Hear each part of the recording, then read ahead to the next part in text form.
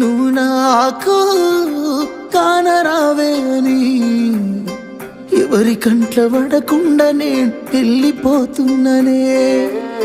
నువ్వు నాతో మాట్లాడలేవే అని ఎవరితో మాట్లాడకుండానే వెళ్ళిపోతున్ననే. నువ్వు ఈ లోకంలో లేనలేవే అని నేను ఈ లోకాన్ని వదిలేసిపోతున్ననే. నువ్వు పువ్వులు అల్లుకొని పోతున్నవే అత్తగారింటికి, నే పువ్వులు జల్లుకొని పోతున్ననే కాలే